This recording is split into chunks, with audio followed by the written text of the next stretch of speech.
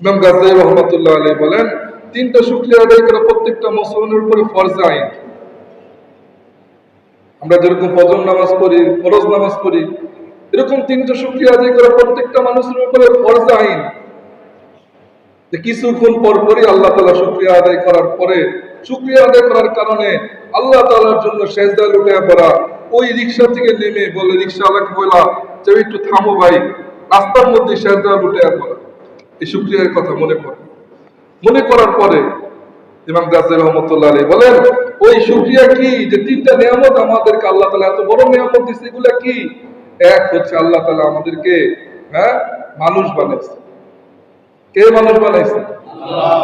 যদি আপনার আমার রূহটা যদি ওই মুরগির মধ্যে যদি দিয়ে দিত, আজকেও তো কোটি কোটি ব্রয়লার মুরগি জব হয়েছে, হয়েছে না হয় নাই?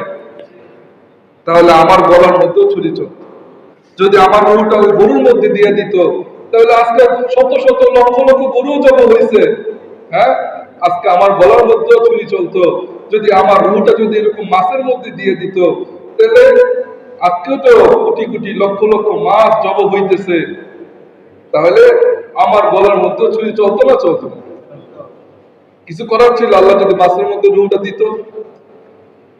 এরকমও তো মাছ আছে, কই মাছটা আমরা দেখি আমাদের মা বোনটা কাটে, বলতেছে তাকে গলা কাটে না, তার রূহ থাকে, সে ছটফট করতে থাকে। ওই রূহ থাকা অবস্থায় তার চামড়া কাটতে থাকে, চামড়া ছিলে, তার কান কাটে, নাক কাটে। বুজুর্গ, তার গলাটা কাটলেই তো তার জান চলে যায়, কিন্তু মানুষের মজার জন্য, ধরতে আরাম লাগবে এই জন্য, ধরার আরামের জন্য বলতেছে ওই কই মাছটা পুরো জব না করে জ্যান্ত অবস্থায় চামড়া ছিলতেছে, কান কাটতেছে, নাক কাটতেছে, তার বুড়ি ফাইরা পর বুড়ি বের করতেছে, কলিজা টাইনা বের করতেছে তার শরীরের থেকে। আর সে বলতে থাকে, আল্লাহ এই বনি আদমের জন্য আপনি আমাদেরকে বানাইছেন। আল্লাহ তাআলা গায়বের থেকে বলে, হ্যাঁ, ইন্নাল্লাহা ইয়াখলুকু লিখিদমাতি আদম, আমি বনি আদমের খেদমতের জন্যই তোমাদেরকে বানাইছি। আর বনি আদমকে বানাইছি ওয়া ইয়াবুদু রাব্বাহু, সে আল্লাহ তাআলাকে সন্তুষ্ট করার জন্য। কি বলেন? ওই মাছরে ওই জীবিত অবস্থায় লবণ লাগায়, মরিচ লাগায়, আবার ওই জীবিত অবস্থায় গরম তেলের মধ্যে দিয়া দেয়, ছটফট করতে করতে তার রূহ যায়।